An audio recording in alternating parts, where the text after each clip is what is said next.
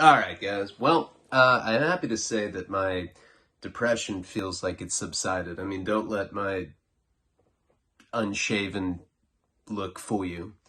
That's the novelist look, and I don't know. Sometimes I rock it, especially when I'm in isolation for too long. When I beat off, I feel like I'm some gay cologne ad, but that's why I do it. I'm like, I want to feel that way. I need to shave, but aside from that, depression subsided. My tooth is horrible, and it's on two different sides. I'm on antibiotics, and I think that maybe that's starting to kick in, but Karina got me this potion thing that we had talked about in the previous video, and it's like you get these sketchy like cotton things, and you dip it in this potion, and you like touch your teeth with it. I don't know. It's some poor people shit, and I'm a poor person, so I can't afford to just spend $10,000 on dental surgery that I need. So my insurance has to pre-approve it, so I basically have to just do this home remedy shit in the meantime. Nick Stahl is my buddy, and he's leaving because he's going to go film Fear the Walking Dead in Austin. And we've been in the middle of writing a screenplay together. I mean, I really, like, of all the different things that I'm trying to do, that's the one that I probably put the least amount of priority in. But since he's leaving, he wanted to have, like, a final writing session today. And then I showed up looking like this, and he's like, yeah, you look like some fool in a gay cologne ad. I was like, what? Spot on, Nick. It's exactly what I am. And I smoked weed tonight when I got home. I got home, so it's like 5:30 in the morning. We were up all night. We still haven't finished the script that we're doing. We're planning on finishing it while he's away filming this show, and I guess I'm going to go visit him in Austin. Planning on going and making my sponsor trip probably in the next week or so. So, and then we'll do another one of those at the end of the month. I want to get the calls out of the way this week as well. I mean, I'm feeling a lot better now. I mean, as far as emotionally and physical pain, really is something that you can tolerate. It's the depression shit that really, for me, I'd rather have tooth pain than be depressed because I was just sick of feeling like that. Nobody likes to be around that. I started listening to weird music. Karina's like, what the fuck are you listening to? I'm like, I don't know, it's harmonica. That's what happens when I smoke weed. I can't even pronounce simple shit like that. But I came home. Weed definitely helps when you're in physical pain, I've never liked weed because it slows me down, and it makes I feel like I'm not as like witty when I'm stoned. I actually think about the shit that I said. I'm like, fuck, I just said that I look like I'm in a gay cologne ad. How's that going to sound if I play it back? And I tend not to watch videos that I post because it makes me cringe. I talked to Seth Ferrante on the phone today, and we were talking about that. He's about to be in a Viceland episode, and he said that he can't watch himself, And I was like, do you finger your ass when you watch your old interviews of yourself? He's like, no. I was like, yeah. It'd be fucking weird. And he's like, yeah, it would be. And then he hung up. He's like, I gotta go. Somebody on the other line. And that was it. That was the end of our conversation. I couldn't say shit like that to Seth. He'd done 20 years.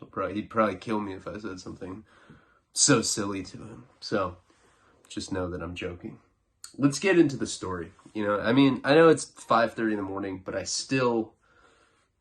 just feel like with the week of not putting videos up every day, I really feel like I have to make up for it this part of the month. But this particular storyline is getting to a point in the story that I've never told before, and I think it's a pretty good story.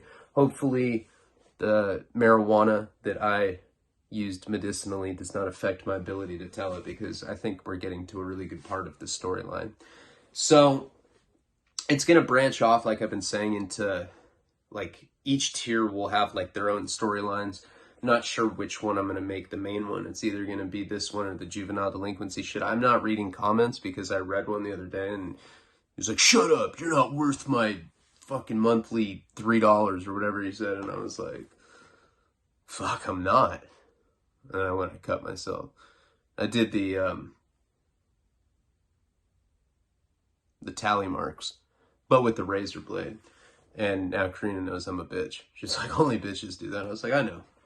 So I don't like reading comments that say that because I already know that and I don't need to hear that. And if you don't like it, then you can send me semen in a regular snail mail letter.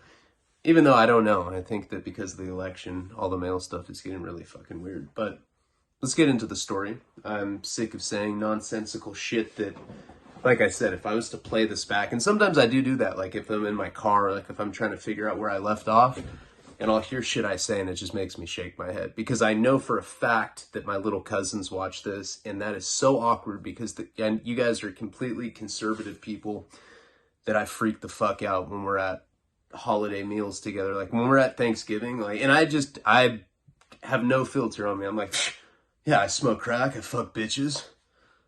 So what? I really say stuff like that to them, and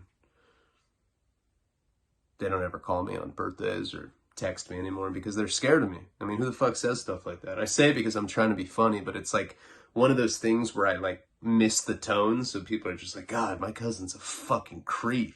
They check like the sex offender registry to see if I'm in there. Like, nah, he didn't make it there yet. Keep checking, you know, and they check like every month because they're convinced that I might show up on there and say such weird shit. All right, we're going to get into the story now. So where we had left off last time, this is the $500,000 Redux series, which originally when I put that series up on YouTube, I think that I was apprehensive about saying certain things, you know, for people.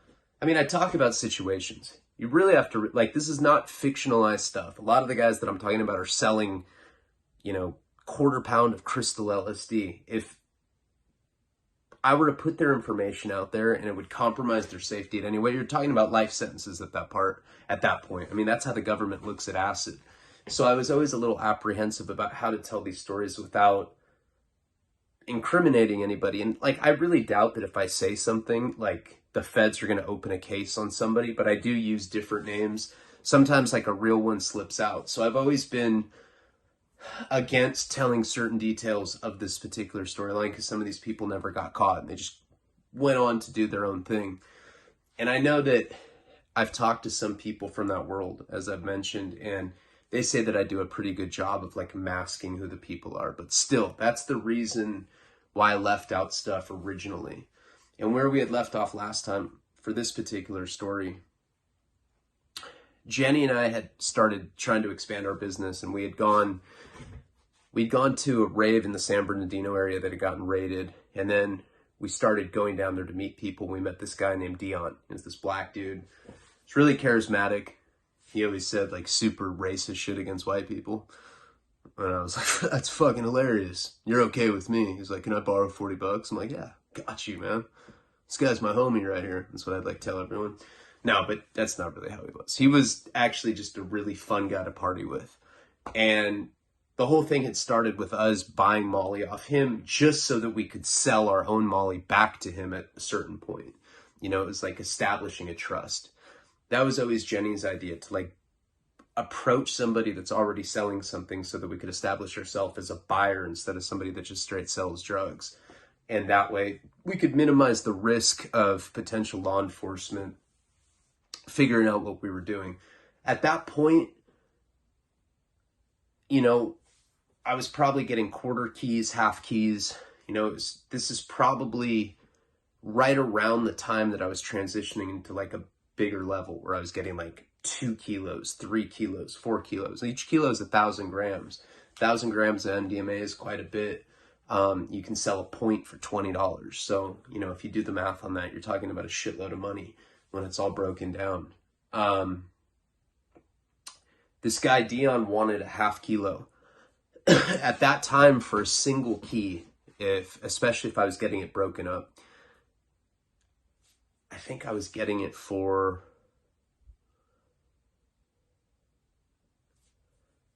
I was getting a full one for 20 back then. So I believe that when I was actually doing this thing for him, I don't know if I was selling it for 10,000 or if that's what I was getting the half for. but he wanted a half key of Molly, and he had called. And like before that, we were dealing with like quarter pounds with him. Maybe sometimes he gets 6 ounces, but he had never gotten a half a kilo like that. And that's a lot. And even for us back then, that's why I'm saying I think this was in the transitional phase before we really started getting our hands on real weight. You know, and a half key, 1,000 grams is something is still quite a bit. Or I mean 500 grams, still quite a bit of Molly. And so he had called me and he wanted to come pick up that half key. And when he came to pick me up, and this is where we had left off last time in the video, the way that I always did it, and I continue to do it the entire time that I sold drugs. I mean, initially what I would do is Jenny would have it in a different vehicle. I would roll up to a parking lot. I'd jump in the other person's car. I'd count the money. I'd like put my intuition feelers out there. And I was usually pretty intuitive if I thought that that's not true at all. I ended up getting set up twice by the feds eventually. But at least in my mind, as somebody that was smoking crack pretty regularly, I was convinced that I had some sort of like crackhead superpowers where I was like, fuck, I can sniff a cop out. I don't even know if it's actually a cop. I can just fucking smell it, you know, and that's the kind of delusional thinking patterns that you have when you smoke crack. Smoking crack and selling any amount of drugs, if it's on like a level where you're talking about tens of thousands of dollars, is never a good idea, because smoking crack makes you super paranoid and it makes you think that you're larger than you are. I'm like trying to stick my dick in baseball gloves. I'm like, yeah, it's fucking huge. And then, you know, it's the hot dog in the hallway phenomenon that we have talked about before. When I ended up getting in this car with, and later on, when we start dealing with like real weight, like where we're talking about 4 keys at a time, 5 keys, stuff like that, we would go up to hotels, and the person that we were getting it from, SAS would always have us meet some sort of runner up there. They'd get a hotel room. We'd go exchange the money in one hotel room, and then the person would be led to us, or if we were selling it that way, would be led to the other hotel room. Back in the early days, though, Jenny would just be in a different vehicle. So when I got in the car with Dion, when I couldn't see the guy initially, he was in the passenger seat, and $10,000, it was, so I guess I was probably getting it for less, because I remember it was 10 stacks of 1,000. So I think I was getting them for 15 back then. Eventually I started getting keys for 10,000. So I was getting 1,000 grams for 10,000. But I think back then I was getting it for, 15, maybe 10. I don't even remember. But I remember that it was $10,000 because it was 1,000 stacks. This guy had it in a manila envelope, and he was like a big buff guy. I explained it last time. Like, he kind of looked like The Rock. He had that look to him, like just a huge top build. He probably wore some thick, like, Guido Thug chain. And as soon as I saw that guy, because he was like the one that put out the money, I couldn't see him initially when I jumped in the car. He was in the passenger seat. When he put out the manila envelope, he kind of turned to me, and I saw him. It registered with me instantly that he was the same guy that had been an undercover cop maybe 3 years before, when I got set up that morning when I met a crackhead at a motel, and he was like taking me to get more crack. And I was just in the car. These undercover cops came out of the hotel room, and one of them was this guy. So I knew that I was being set up. I didn't know if Dion was, I don't know if he was an undercover cop that had just been dealing with us for a number of months, or if he had gotten busted and now he was turning. What was interesting to me is that the guy that was the undercover cop, the guy with the big build, I know for a fact was part of the Santa Barbara narcotics department the first time that I'd gotten busted by him. Dion lived in like Riverside County or something. I don't know, like somewhere east of LA.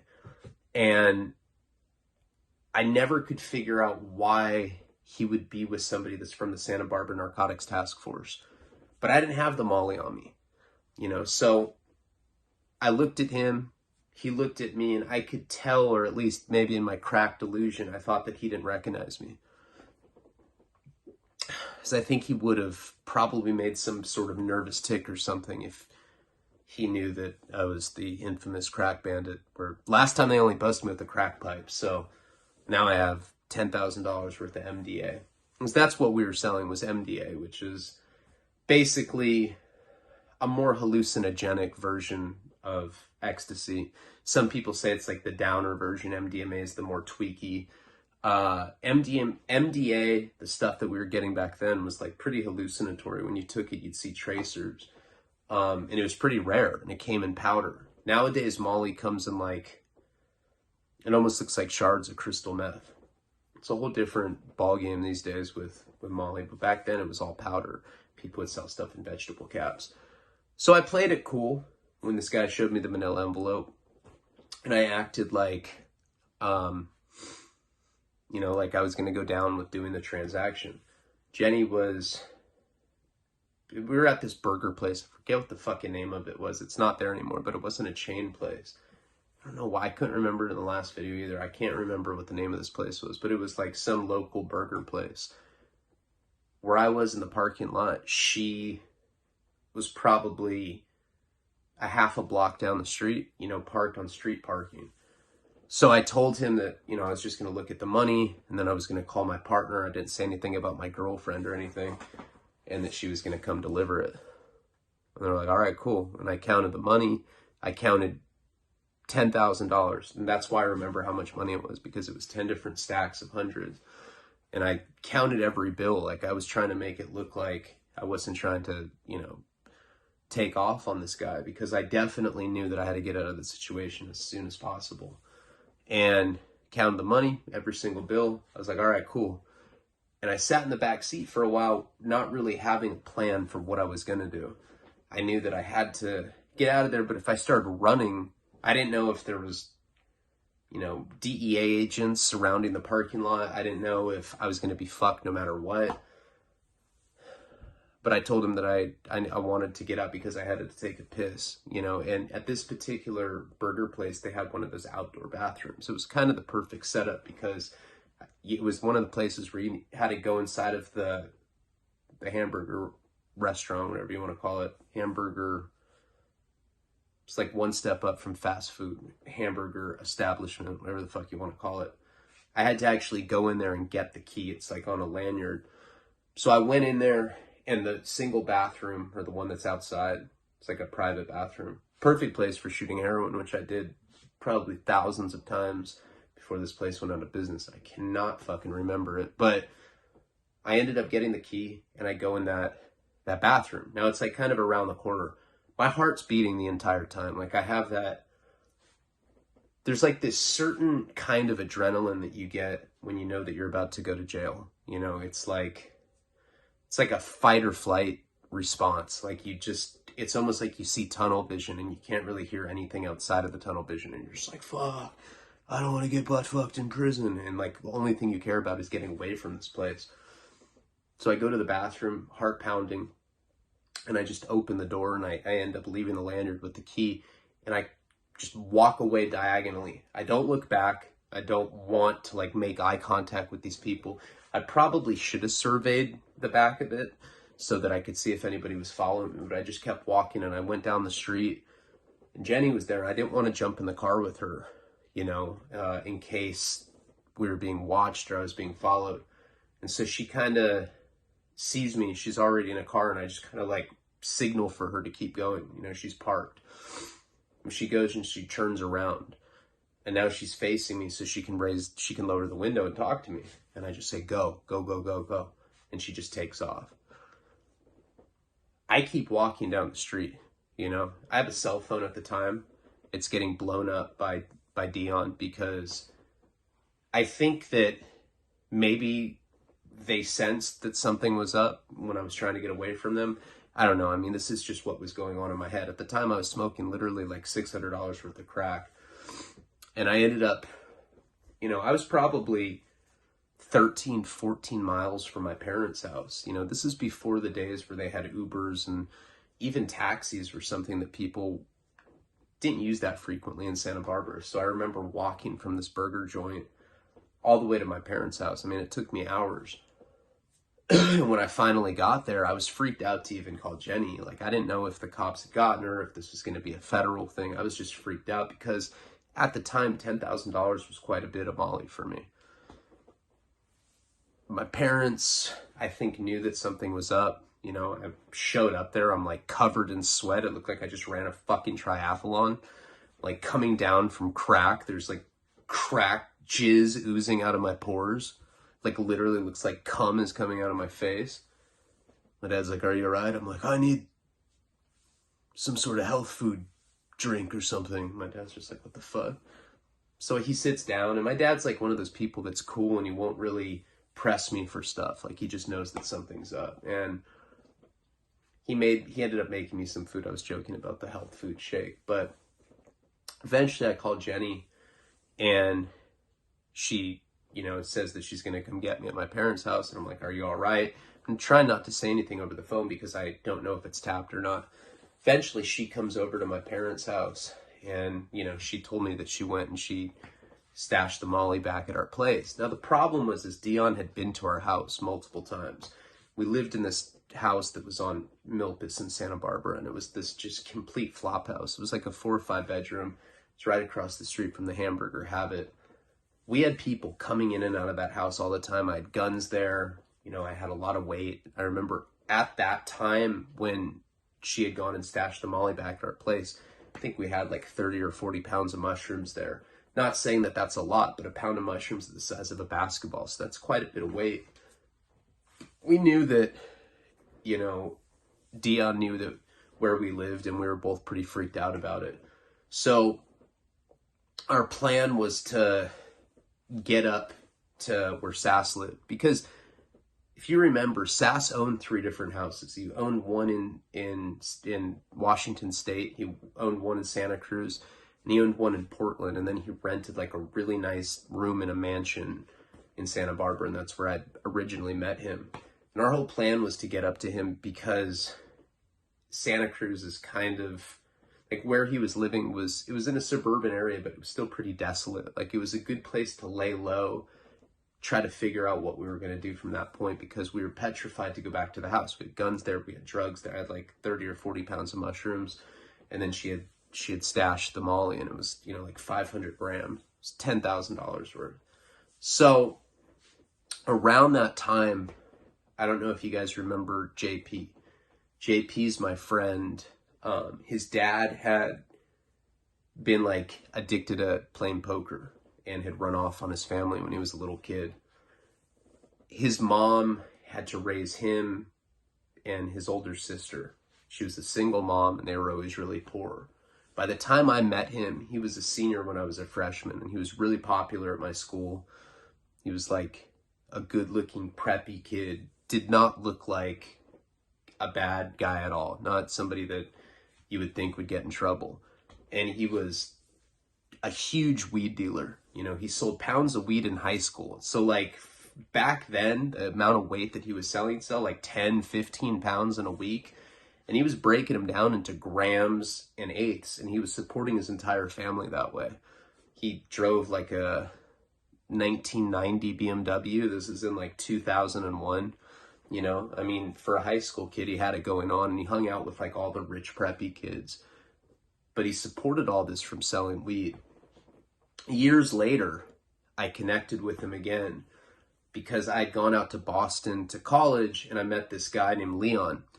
Leon had gone to military school with JP, you know, and he asked me if I knew JP, and I was like, yeah, I went to high school with him, you know. And Leon was a bad kid when I was in college in Boston. He had already been to prison for 4 years because he had pistol whipped the son of a cop, and they made sure that he went to prison over it. So he had just gotten out of prison when I met him, and he was at this internship program, I think just trying to appease his family, and he had asked me if I knew JP. Well, I'm pretty sure that I went into like a lot of the escapades that I had with JP and Leon. Eventually, Leon came out to Santa Barbara, and by that point, I had reconnected with JP because I was a heroin addict, and he grew up to be just a fucking cold criminal. He got the gambling bug just like his dad, and, you know, he was doing serious crimes. You know, he was robbing gun shops. He was always planning like heists at jewelry stores. Like the motherfucker thought he was in a Quentin Tarantino movie. Thing is he was chameleonic because he was so preppy looking. You know, he looked like a model. He really did. Like he had the features of somebody you'd seen like a Calvin Klein ad or something. And he looked completely unsuspecting. And he was just one of the coldest criminals, one of the most outlaw motherfuckers I've ever met in my entire life. And he died a year ago. He's the guy that had gotten shot in the face when I was at the casino with him, at the Commerce Casino in LA. These guys liked hanging out with me because I was a heroin addict, so I had an incentive to commit crimes. You know, they were committing crimes to sustain their gambling habits. They both were just these hardcore gamblers. They were always, you know, robbing liquor stores or robbing gun shops or whatever they were doing to get money to buy into poker tournaments. They were crazy people. I think someday I might write a book just about those guys specifically. And then eventually JP died, you know, a couple years ago. At one point I had posted a picture on Patreon of the picture of him when he got shot by the Southsider when we were leaving the Commerce Casino. And at that point, Leon was out in Connecticut and he owned a strip club. They didn't have crystal meth out there. You know, it was like non-existent on the East Coast at the time. So I had my thing going on in California and I was selling my Molly. I hadn't gotten into selling heroin yet. You know, I was still doing like the shit for Spike TV and I was starting to do Cop Busters. But this guy Leon had somehow hustled up money to buy a strip club out in Hartford, Connecticut, which is a really bad part of Connecticut.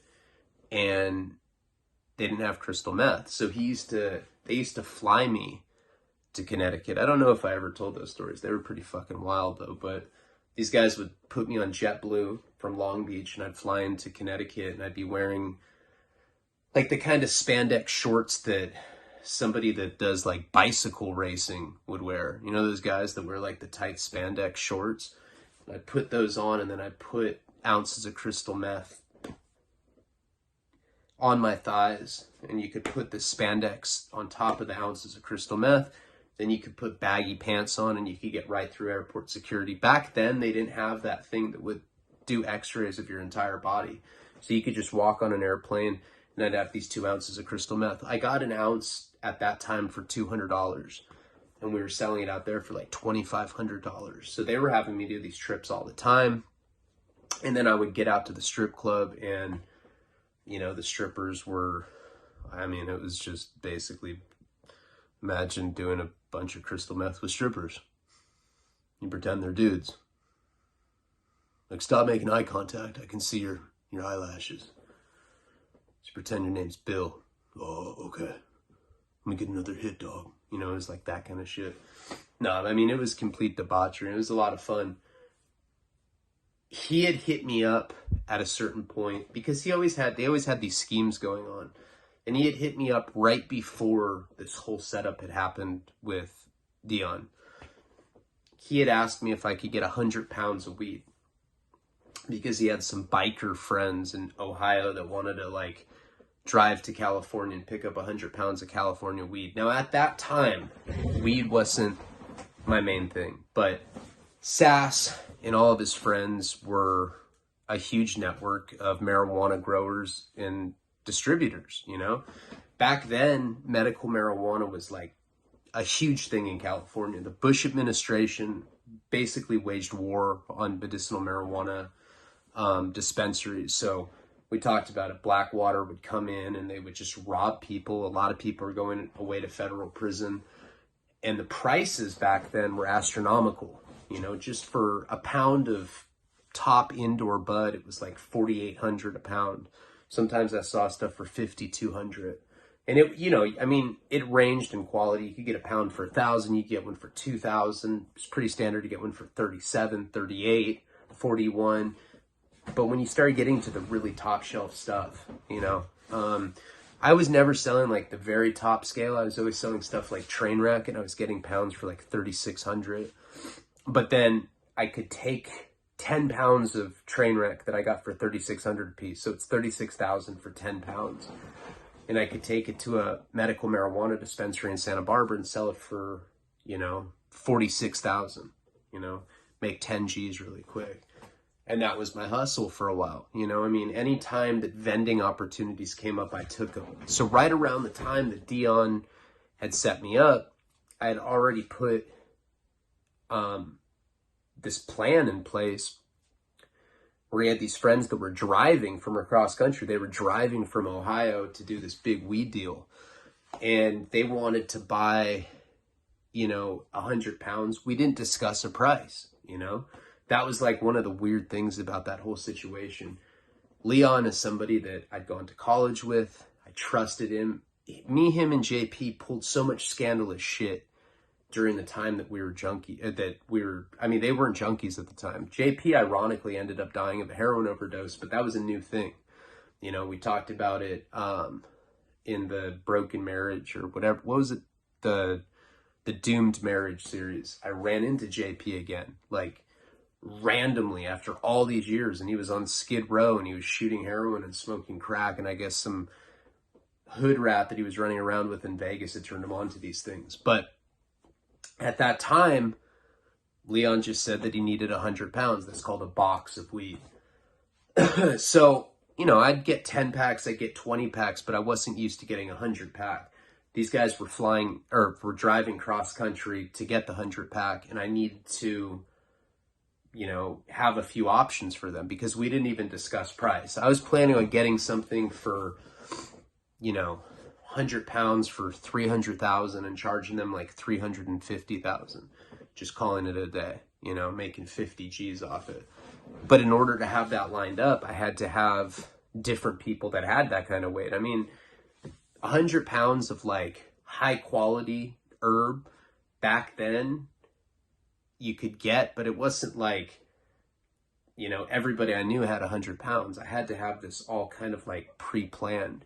So the problem was that when Dion went to set me up and I ended up seeing that cop that looked like the guy from The Rock, I knew that, or this deal with them driving cross country was already in place, and I already had people on deck that weren't even from Santa Barbara, people that were driving from Northern California with different boxes, which is 100 pounds. So that was like a major complication because when this happened, these guys were already on their way.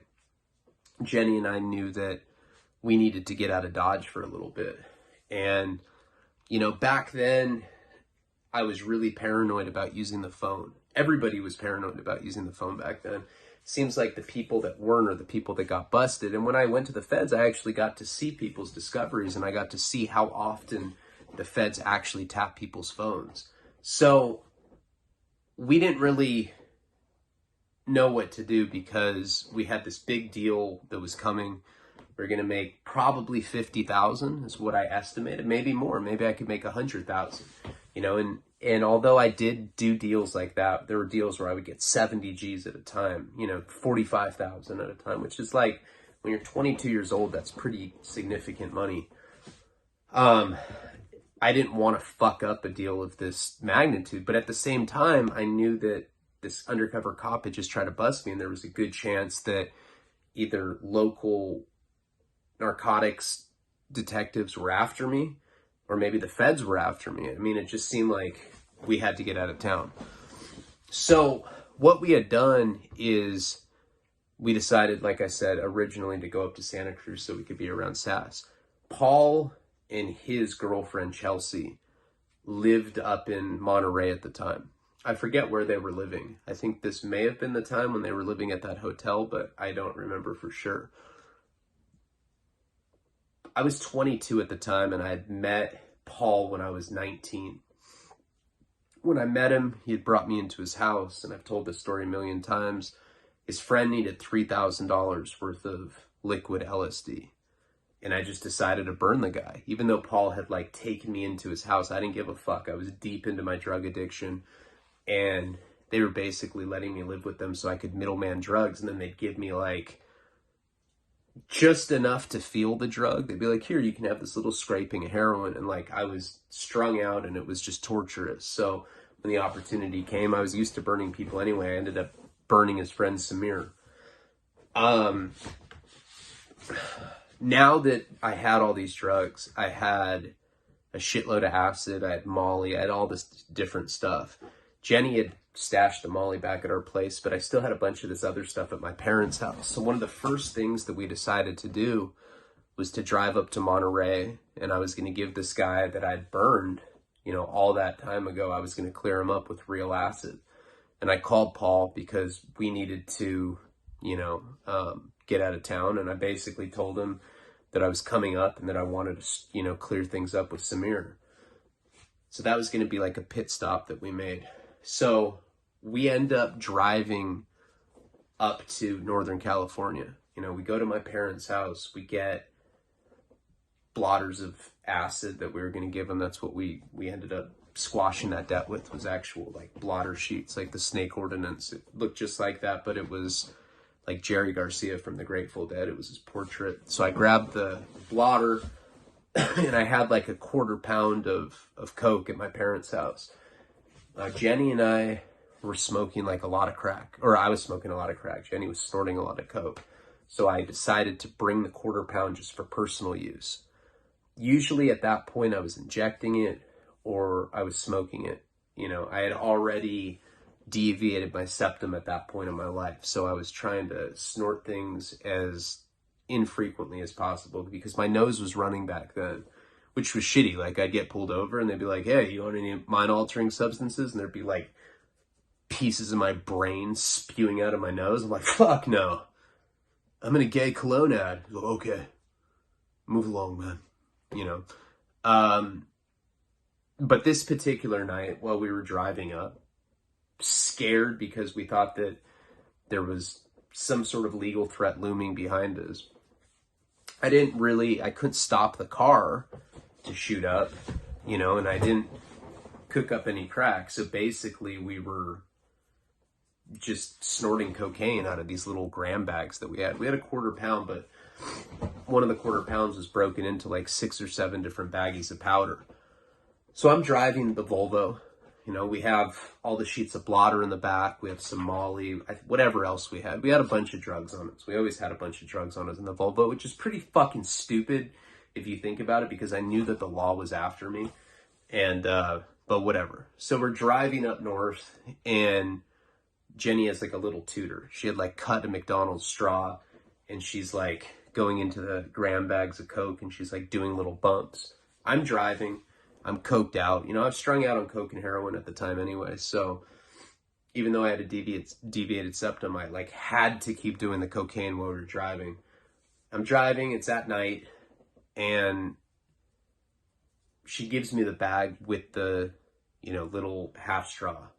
I stick the half straw in the gram bag and I go to like do a little bump and I end up snorting like the entire gram bag of powder. I have no idea how much was in there, but it was definitely too much. Like right away, it just felt like I was literally taking a shot of cocaine drip. I could just feel it just coursing down my throat. And it was like way more than normal. Like I felt like my throat was going to collapse. It was so much. It was like going numb and it was like, oh, and I like started coughing.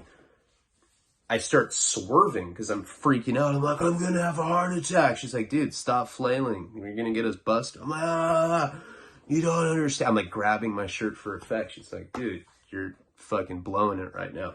Sure enough, lights come on behind us. There's a cop behind us. I'm like, fuck. He's going to know I'm having a heart attack. I had all these drugs in the trunk. Police may be after us anyway without having to swerve or without drugs being in the back of the trunk like that. And I end up hearing the cop say on like his little PA system, he's like, pull over. And I pull over on the median of the freeway. When you pull off, you're supposed to get off on the shoulder. I like pull off in the middle, like on the center divider, because I'm so fucking yayed out. And he just comes back on the radio. He's like, the other side, sir. I was like, fuck.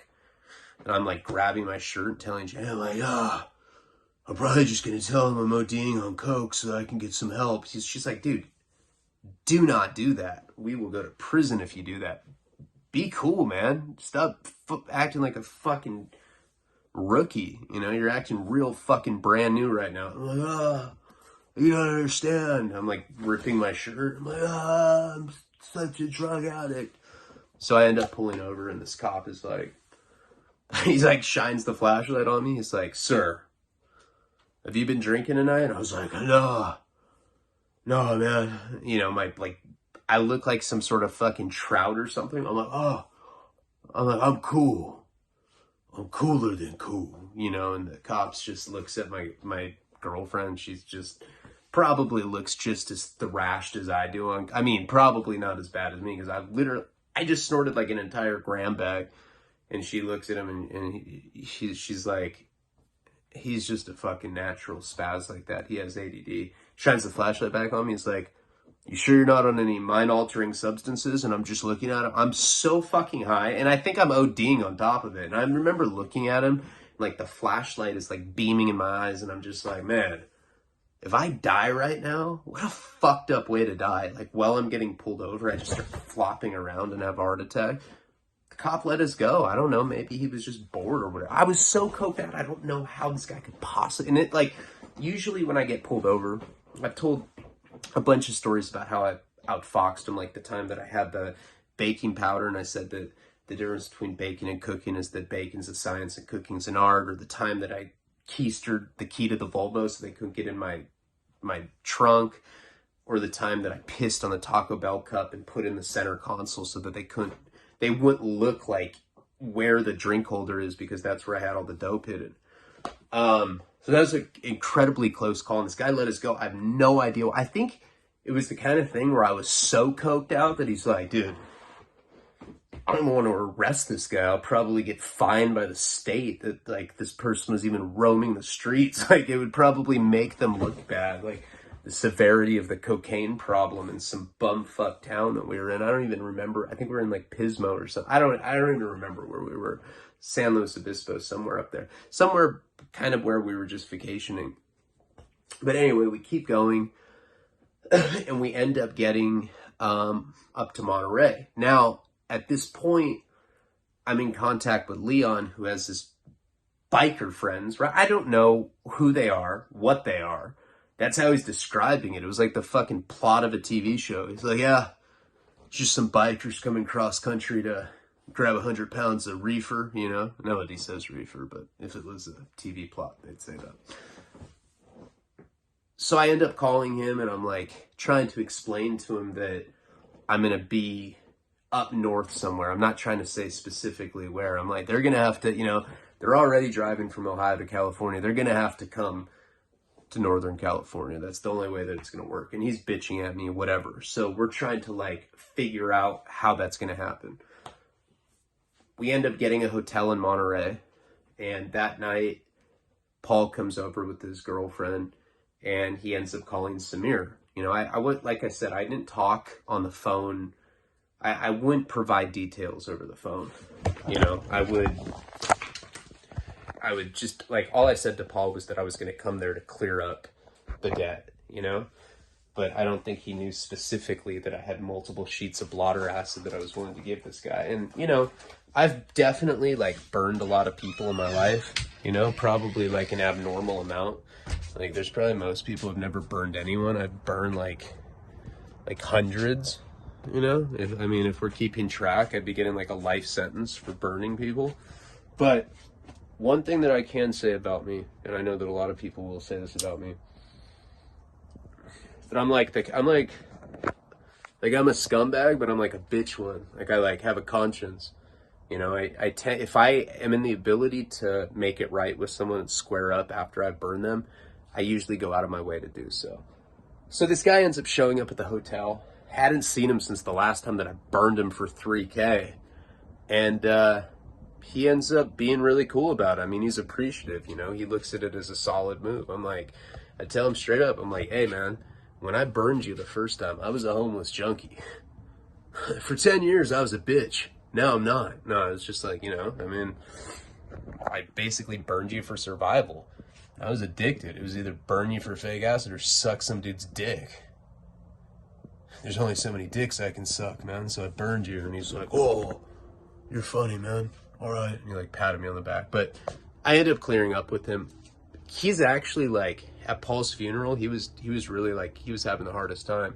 He was really like breaking down. It was really sad to see. He's in prison right now. I see him on Facebook all the time. He's like posting pictures of himself in jail. I think that at Monterey County, you can like take pictures with your little tablet. But anyway, so I end up clearing it up with him. He doesn't stay and hang out that night.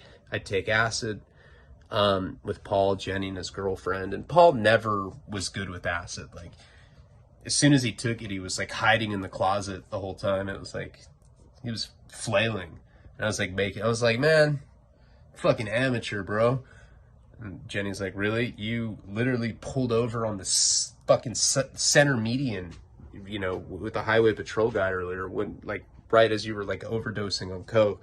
I didn't overdose on it, but it, you know, I mean, it's probably about as close as you can get without actually overdosing, because it felt like, I mean, I was dizzy, I was sweating. It was a horrible experience. So we ended up doing acid with them that night. I mean, so long ago, and it's hard for me to remember the details for that trip. The one thing that I can remember clearly is that Paul was like definitely flailing and hiding in the closet, and that wasn't the first time that he had done that.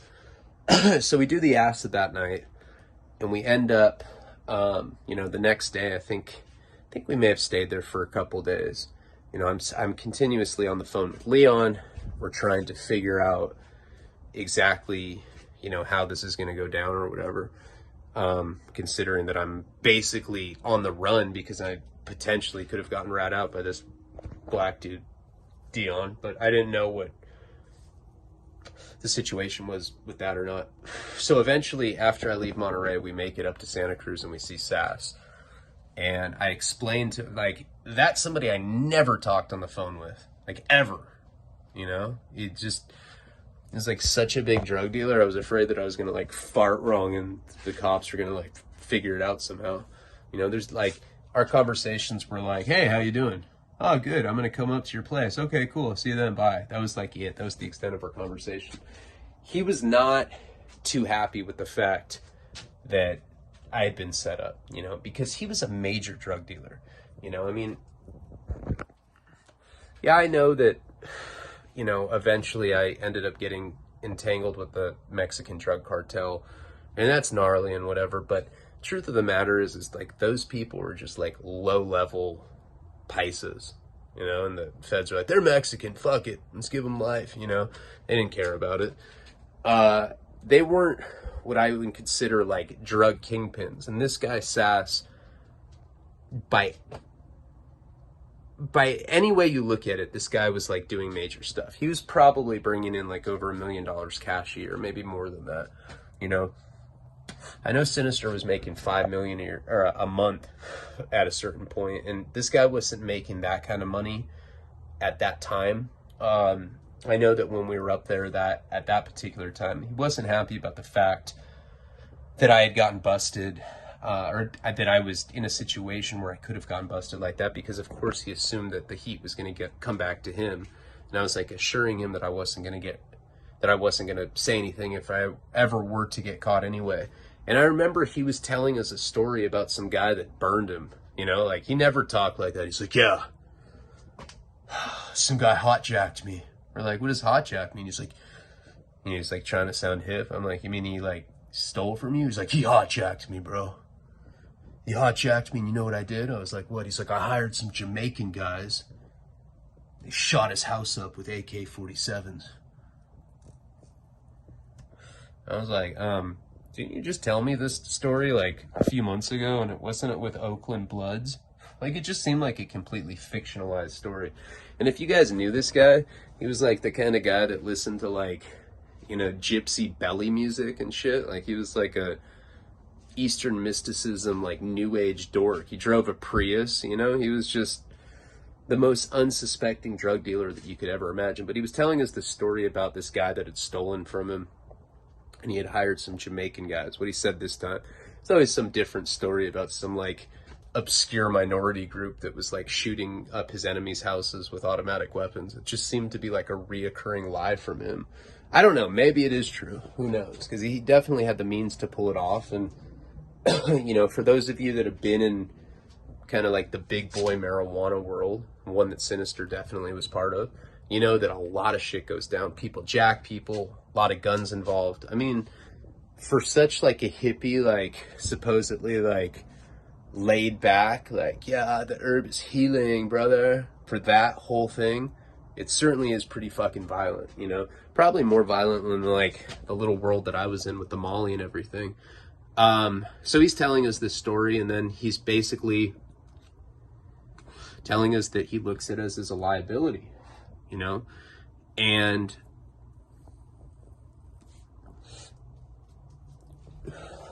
that he's not going to continue to serve us unless we go and we lay low for a while. But he says that he has a property in Washington State that we could go to, and that really was the plan the whole time. That's the reason that we went up there in the first place, is because we knew that the guy had the resources to be able to facilitate us running away from whatever possible threat there might be from law enforcement. Because I think that the fact that Dion knew where I lived, the fact that he knew that I could get a half kilo of Molly just like that, 500 grams, it really, especially with like all the cocaine that we were doing at the time, it really made me not feel comfortable with going back to Santa Barbara for a while. So Sass hooked us up with the place in Washington State, and you know, he gave us directions. Like back then, there were GPSs, so like you'd print it out on MapQuest. You felt like you were in some fucking straight to DVD Goonies sequel or something. It's like, all right, you cross the Big Skull Rock, and then you go about 6 blocks and you turn right. Like that's how directions were back then. But it was like on MapQuest, and then it was like written in like crayon. It was seriously like a Goonies map. So we end up going on this trip from California to Washington State. We just drive up there. You know, we think that it's going to be in our best interest to go there and just to lay low. And he had this badass house. You know, it was in Washington State, and it was, if you've seen the movie Twilight, like that really badass, like hazy rain atmosphere. It's very romantic. But I was, no, I wasn't on methadone yet. I don't think. So I think I was still throwing it down. Probably not, I don't know. I was a junkie, and junkies usually have pretty shitty sex lives. But we end up going up there, Jenny and I do. And, you know, we drive there. It takes us a couple days. We make a couple stops along the way. You know, it's like when you're driving around with drugs in the car. And at that point, we'd gotten rid of the acid. We'd cleared up that debt with Samir, but we still had, I don't know, a couple ounces of blow left probably. And I'm sure we had Molly and other stuff. You know, I can't really remember specifically what we had. But anyway, we end up getting to this property. And like I said, it's like in the same area that Twilight was filmed, you know, and it's a really nice house. It's probably like only 3 bedrooms, but it was more that there was actually land behind it. Like there was like this beautiful creek and everything. And it was just a place where you're in such a desolate location. You're in the middle of fucking nowhere. It's just a great place to lay low for a while. So he divided his time between Washington, Oregon, and California because he had client bases in all of them. So like this place was fully furnished. You know, he had like a bunch of bud there, and basically he just wanted us to lay low there. I end up talking to Leon again, and now I have to tell him that I'm in a completely different state, and like his biker friends with the, you know, whatever, are getting mad, which I mean, I really didn't care about. All I really wanted was to get the money because it was potentially 50 to 100,000. So I told him that I might be able to have somebody meet up with him, you know, down in Santa Barbara, since I had to leave for unforeseen circumstances. And these guys were already on the way. I mean, they were literally driving cross country to get it. So we're at this house, and Sass left food there. You know, there was a bunch of like bullshit, like canned food, you know, it was like hobo stuff. Like, fuck it. We'll make a bonfire. We'll eat beans. We don't give a fuck. And we're looking through the cupboard in the kitchen. We're just looking for stuff to make because we're trying to minimize the amount of trips that we have to make outside of there. Like before we actually like made it the property, when we were still driving up there, we ended up buying like 5 or 6 cartons of cigarettes. We bought a bunch of alcohol. Like we were stocked up with stuff. We're looking through the cupboard for other food, and we end up finding this huge stack of money. I don't know how much it was, you know, because it wasn't all in hundreds. It was in like lower denominational bills. It was in like 20s, 50s. There were a lot of hundreds, but I'd say it was probably about $500,000. And, you know, Sass was my boss. He was somebody that trusted me with a lot of money, with a lot of weight. But it was a pretty big moral conflict to find this huge stack of money. And we didn't really know what to do. We knew that possibly there were cops after us. We knew that if we could make it to these biker people that were friends with Leon, that we could probably make $50,000 to $100,000 without like having to do anything shady. And here we are just looking at a stack that we think is about $500,000. And we will get into what happens with the biker people, what happens with that stack of cash, what happens with Sass, how all this stuff continues in the next installment of $500,000 Redux. Thank you guys so much. For those of you that are still rocking with me, I don't know if you leave comments, call me a punk, bitch, lame, pal, which is an acronym for punk ass lame. I mean, I don't know. I've never been called that. That's what I heard they're saying these days. Palabra.